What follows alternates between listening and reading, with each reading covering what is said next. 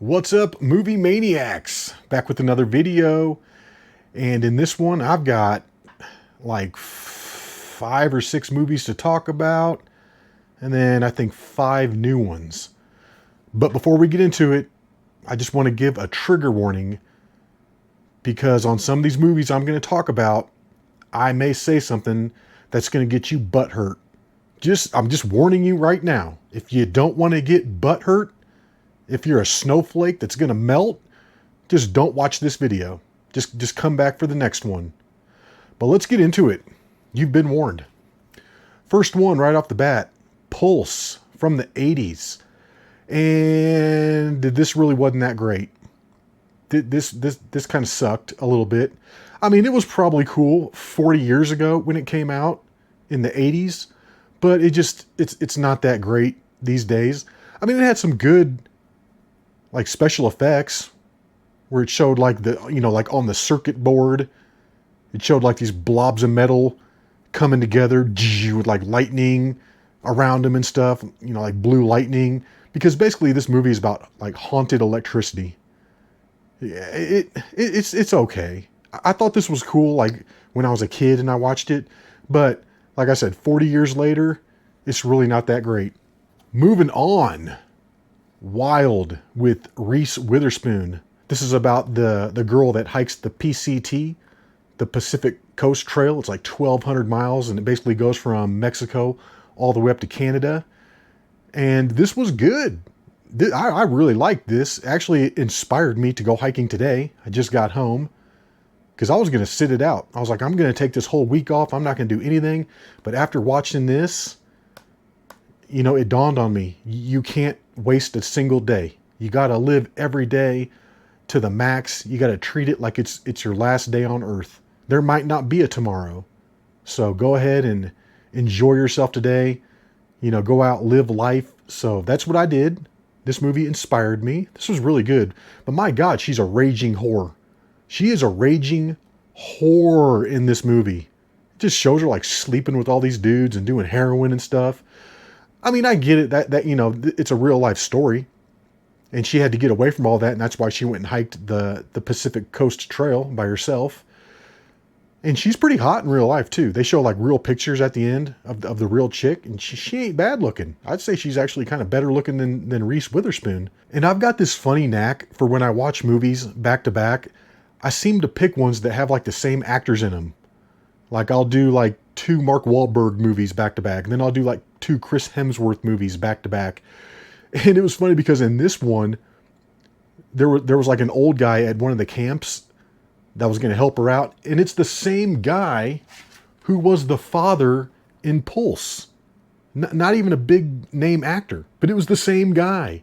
It was funny too because he's all old in this one. He's like, I don't know what he is, but he's some guy that helps run one of the camps, and he's like, you need to take some stuff out of your backpack. I mean, she tried putting all this crap in her backpack. She couldn't even get up and stand up with it hardly at the beginning of the movie. It was so weighed down with all this bullshit. So he's like, let's get rid of some stuff. So they're going through, and he pulls out like 12 condoms. He's like, really? Do you need 12 condoms? So she's like, no, I guess not. And then when he turns his back, she rips one off and puts it in her pocket. I'm telling you, man, this girl is like addicted to sex. But it's a good movie though. Like I said, it inspired me. It's got some sad moments.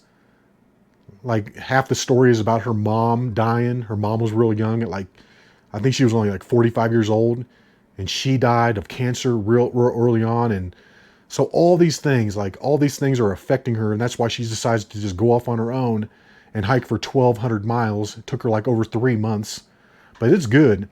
And sadly, though, this movie inspired a bunch of other idiots to go hike that same trail, and I guess they just trashed it. I guess there's trash all over that trail now because all these dumb shits want to be like Reese Witherspoon and go hike the PCT. Let's move on to the next one here. 12 Strong with Chris Hemsworth. And this was a badass movie. I wasn't sure what to expect. I didn't know if this was some low-budget thing. I'd never heard of it before. I think this came out when I was not into movies, but this was badass. I didn't know this was a Jerry Bruckheimer movie, which explains why it's above average. But this movie starts out at 9/11 with the attack on the Twin Towers in New York. And I mean, I lived through that. I remember how pissed off and angry everybody was. We wanted blood. We didn't care who it was. We wanted to go bomb somebody and kill some people. We were pissed off. We're like, you don't attack us on our soil and get away with it. We're coming after you. So I could totally understand his passion for being a military soldier and wanting to go fight. Wanting to be one of the first ones in there to go fight. I mean, I can totally feel that. And he basically got chosen. His team got chosen. Chris Hemsworth was to lead this group of 11 guys. So there were 12 in total. And their objective was to go into Afghanistan, meet up with the Northern Alliance, a bunch of Afghanistan people, the Northern Alliance, and they were supposed to team up and then go take this city. I'll never be able to pronounce it correctly. But they were supposed to go take this city that was basically the Taliban's stronghold. And I mean, they didn't have motorized vehicles. They were riding in on horses, but they teamed up. They went in there. And I'm telling you, the ending scene of this is freaking intense. It's badass. They're riding in on their horses. They got missiles like flying right over their head. After it was over, man, I was just like, F yeah, dude. I'm so freaking proud to be an American. I mean, you might not always agree with what America is fighting for. And I totally understand. But you got to admit, when we get sent over and we get the call, dude, our soldiers perform. They're the best in the world. They're badasses. I love the military. They get all my respect. All my respect. We wouldn't be here with all these amazing freedoms if it wasn't for guys like this. You know, the 12 horse soldiers. That's what they called them. And that's just one example. But throughout history, American soldiers are just a cut above. Like I said, I love them. I think they're the best. And like I said, when they get called to duty, they do their duty. And I just love that so much. I'm so proud to be an American. Movies like this just get me so pumped up to be an American. I love it. But then I'm not going to lie. After the movie was over, they showed a picture of the real 12 horse soldiers. And that's when I got pissed off. This is where the trigger warning comes into effect. Trigger warning. Because in the movie, they had Michael Pena in there. Again, Michael Pena. He's like in everything. He's the Mexican guy. They had some super black skinned guy in here, and he was on the team. But then at the end, when they showed the actual 12 horse soldiers, guess what? They were all white. All 12 of them. White guys. Total white guys. So why'd you have to put a black guy in there? It actually pissed me off. It's like they weren't a part of that. Those were white guys that did that. So I looked it up. I'm like, why did they race swap some of the characters in 12 Strong? And the internet said, you know, it was to represent the diversity in the military, which I can get that. But you're changing history when you put, you know, minorities in there when they weren't a part of that. And that's where all this wee-wuzzery bullshit comes from with the black culture. That's why they think that they were in on everything. It's because they see shit like this. Yeah, we was one of the 12 horse soldiers. No, you fucking weren't. Those were 12 white dudes that did that shit. 12 white guys. It is what it is. It is what it is. Don't go back and change history and try and swap in black guys. What's next? You're going to do a movie about the moon landing and make Neil Armstrong a black guy? I mean, it's the same thing. Well, we're just trying to show the diversity in NASA, so we made Neil Armstrong black. That's bullshit. That he wasn't black. They already tried that with the Hidden Figures movie. Yeah, right. Like I'm supposed to believe 3 fat black women corrected all those white guys at NASA on their math? Are you fucking kidding me? That's bullshit. That never happened. It just makes me mad when they have to do this forced diversity and race swap all these white characters with black ones. I don't see it going the other way. I didn't see any white guys in the Tuskegee Airmen movie. I didn't see any white guys in Glory, you know, the actual soldiers. No, they showed them as all black guys because that's what it was. So why do you have to change it the other way around? Like I'm saying, it actually pissed me off. It's like, why did you need to do that? That's not what happened. If you're going to do a movie about historical events, try and keep them somewhat accurate. Don't swap out white guys for black guys when that's not what happened. Bullshit. Straight up bullshit. White men did that. White men rode in and took that city. 12 white guys. And I'm proud of that. Those are my people. I'm proud of that. Like I said, that might trigger you. You might think I'm some kind of racist. But I don't really give a fuck. Moving on to the next movie. Red Dawn. Like I said, another Chris Hemsworth movie. It's like when I watch movies back to back, I seem to pick ones with the same actors. And this doesn't even come close to the first one. Doesn't even come close. I feel like they shouldn't even have named this Red Dawn or tried to make this a reboot. Just make it its own movie or make it a sequel or something like that. Call it like Red Dawn West Coast or something like that. Because the first one takes place in a small town in Colorado. And it makes sense that everybody there was white. That whole movie, everybody was white. But in this one, is everybody white? Oh, fuck no.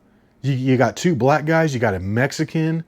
You got all this diversity now within the Wolverines. Which I'm fine with because this takes place in like Spokane, Washington. Spokane.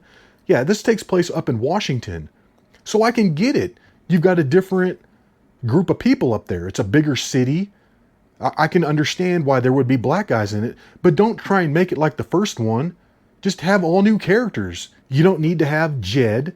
You don't need to have his little brother Matty. Just come up with all new characters. Make it a completely different movie.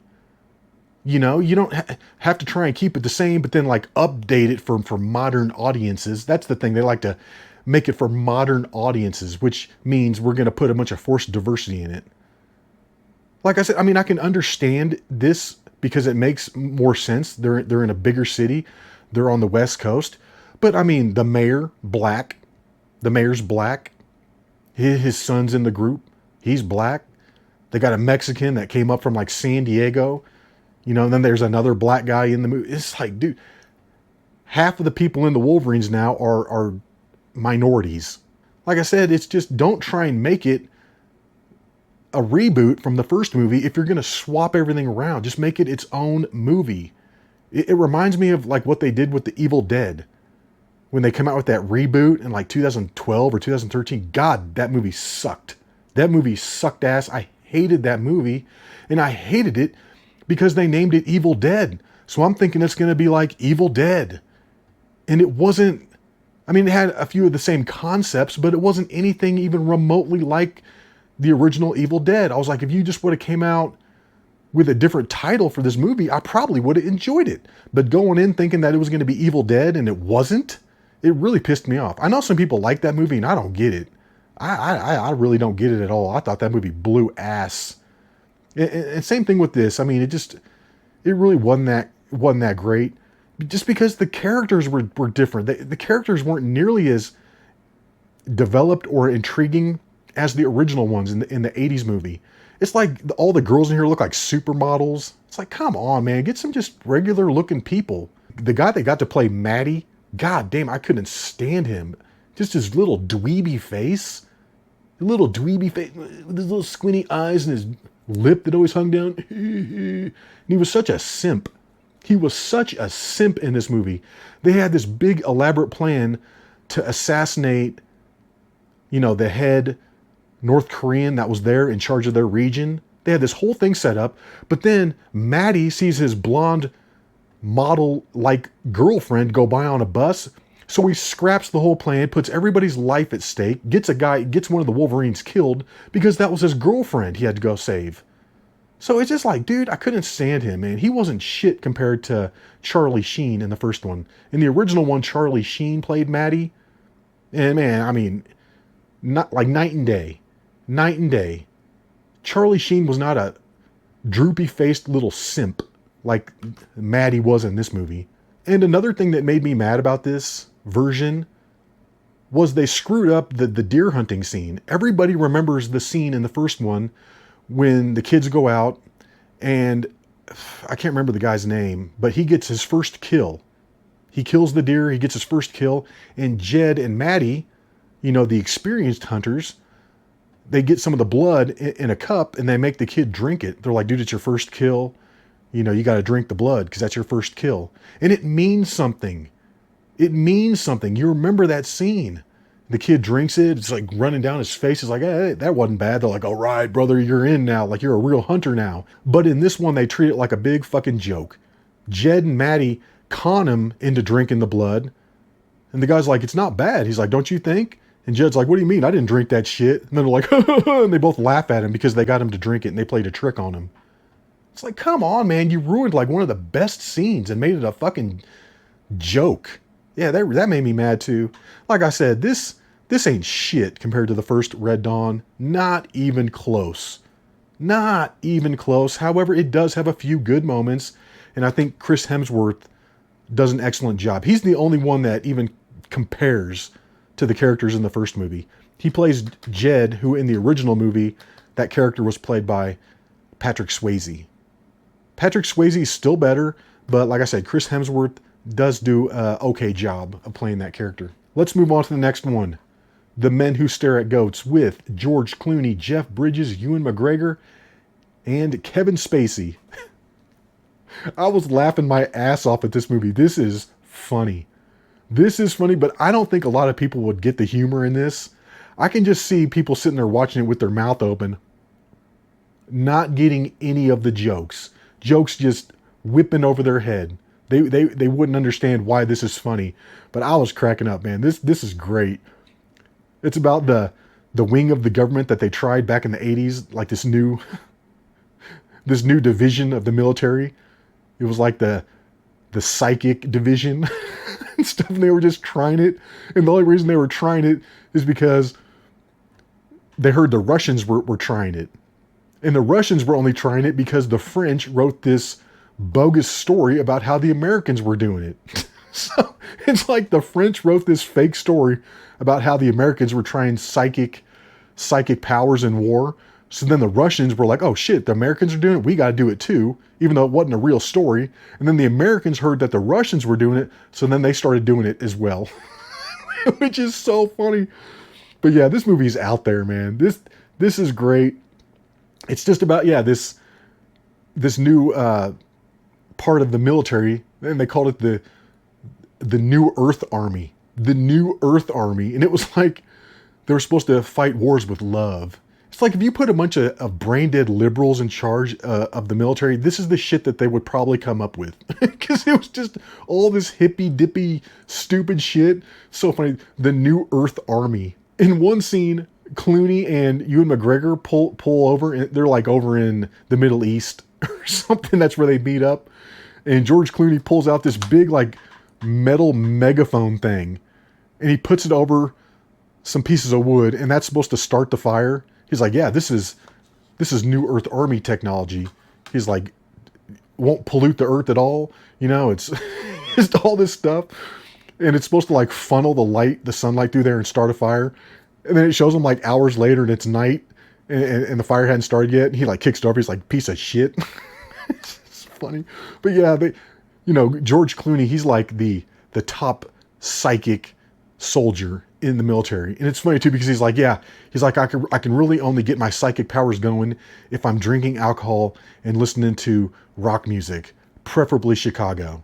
He's like, yeah, Chicago works. So basically, if he's just sitting on a couch drinking beer, listening to music, that's when he gets his psychic powers, that's hilarious. That is hilarious. And Ewan McGregor's like the newspaper guy who's trying to write the story on it. And George Clooney's telling him about all these different methods and stuff that they use. He's like, oh yeah. He's like, we got deployed and we used the sparkly eyes technique. As he's driving, George Clooney's driving, telling him about the sparkly eyes technique. And Ewan McGregor's like, what's the sparkly eyes technique? He's like, check it out. He's like, he's driving. He's like,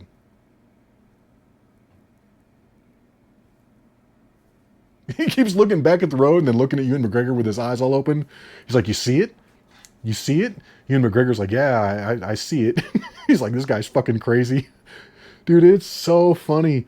And then, like, the next scene, George Clooney's driving. He's looking up through the windshield at the clouds. And Ewan McGregor's like, what are you doing? He's like, I'm cloud bursting. It keeps me in shape. I'm cloud bursting. So he's looking up and he's trying to make the clouds, like, spread apart or whatever. I don't know what he's doing. So funny. The cloud disappears. He's like, see? He's like, see? And then boom, he instantly just drives straight into a rock, totals the car. And Ewan McGregor's like, damn, dude. He's like, you had the whole desert and you ran into this one rock. I'm telling you, this movie is funny. But bringing it back to the diversity bullshit, were there any black guys in the New Earth Army? Fuck no. You know why? Because all the characters were stupid and ridiculous and idiots. So of course they made them all white. I mean, it's like, where's the diversity? Where are the black guys? There's no black guys that think that they can kill goats by looking at them? Oh, really? That's just white people that are that stupid, huh? Where's all the diversity in the military? Literally, there's like one black guy in this whole movie, and he walks by him in a hallway and he's like, hi. And that's it. As they're going to get fucking ice cream. Because that's what they do. They sit around, eat Twizzlers and ice cream. I'm telling you. But this is funny, though. Dude, I'm telling you, this is a hidden gem of a comedy right here. I totally loved it. It was great. Moving on now to the new pickups. It looks like I've got 4 of them. Also, Wild was a new pickup too. I just got that yesterday and I watched it that night. So that was one of the new pickups. Here's another one. The World's End with Simon Pegg and Nick Frost. And I guess this is the 3rd part in the trilogy with Shaun of the Dead, Hot Fuzz, and then World's End. And somebody commented in one of my videos a while back saying that they didn't understand the end of this. It was confusing to them. They said they liked the movie, they just didn't understand the end. And they'd ask me if I'd seen it and what I thought of the end of it. And I was like, I've never seen it before, but, you know, I'll keep my eyes peeled. If it comes through for cheap, I'll go ahead and grab it. Personally, I'm not that big of a fan of Shaun of the Dead. I've got it on DVD. And I think I've seen Hot Fuzz. I think I've got a burned copy. I didn't think they were that great of movies. I mean, some people think Shaun of the Dead is like the best thing since sliced bread. They think that is just like one of the funniest movies ever. I get why they think it's funny. It's just the comedy didn't hit with me as much. It's okay. It's all right. It's average. I don't think it's the greatest thing ever though. But I'll go ahead and give this a chance. I've never seen this one. So yeah, kind of interested to watch that. And especially see what happens at the end and see if it makes any sense to me. Awesome. Next one. Get the Gringo with Mel Gibson. And I've never seen this either. This is a blind purchase. Got it for $2. Figured what the heck. I looked it up. And this got a pretty good score like on Rotten Tomatoes and stuff like that. It says it's a good thriller, action type movie. So I was like, heck yeah, man. It's got Mel Gibson in it. I'll go ahead and give it a chance. It's got kind of a goofy name though. Get the Gringo. Get the Gringo! Hey, get him! And it's kind of stupid here. He's shooting the gun sideways. Okay, the gun's probably not going to work that well if you shoot it sideways like that. So, anyways, we'll give that one a watch, and I'll get back to you on what I think about it. All right, next on the list here, The Dictator with Sacha Baron Cohen. And I love Sacha Baron Cohen. He is hilarious. He used to be one of my top 5 favorite comedians of all time. I don't know if he is anymore. He really hadn't done anything lately that I know about. But man, I'm telling you, Borat, Bruno, Ali G, those characters are hilarious. I remember back in the day when I had HBO and the Ali G show was on, and this was closer to 9/11, and I was still in my feelings about it. And I remember, I was like, I'm going to hate this Ali G show. I'm going to put it on and I'm going to watch it and I'm going to hate it, but I got to watch it first so I have a reason to hate it. But just off the name Ali G, I was like, oh, this is going to be stupid. And I am not kidding. After 3 minutes, I was like, where can I buy these DVDs? This shit is hilarious. Instantly, I was a fan. One of the funniest things I'd ever seen. And back on the Ali G show, he had early Borat sketches. So I knew who Borat was before the movie even came out. And I was like, oh my God, he's getting a movie. This is going to be great. And I'm telling you, some of those early Borat skits on the Ali G show are even funnier than the movie. The one where he's in the workout center and the guy's trying to show him how to work out and stuff. And he like can't understand anything. He can't understand that like when you're on the treadmill, you need to walk. He just keeps standing there and he like goes back. The guy's like, no, walk. He's like, walk with it. Just walk. And He's like, I don't understand. And he's like, he can't do it. And then finally he walks and the guy's like, all right, you're doing it. And he's like, all right. And he just goes right off the back. Oh my God, it's so funny. Or the dude's like leaning on the machine where he's like face down and he's kicking his leg up on this weight machine. And Borat's standing there with his like crotch right in his face. The dude's like up and up. And he's just got his dick like right here in his face. Dude, it's so funny. But this movie is funny though. I saw this in the theater. I was cracking up. Especially the scene where they're going to torture him. The Americans pull out their little torture set of their tools. And Sacha Baron Cohen is like making fun of it. Making fun of their tools. Like how they're all outdated and old. It's so funny. Yeah, this is good. I can't wait to watch this. Plus, it's banned and unrated, so it's going to be even better. All right, and moving on to the last one here. Jumanji, Welcome to the Jungle. You're like, don't you have that already? I do. I bought it again because this one has the slipcover. You're like, you're an idiot. You bought the same movie twice. This is one of my favorite movies. This is one of the best blind buys I have ever purchased. This and like the Sisu movies. Sisu parts 1 and 2, man, those are epic. But yeah, I got this because the artwork is different. See how the artwork is different?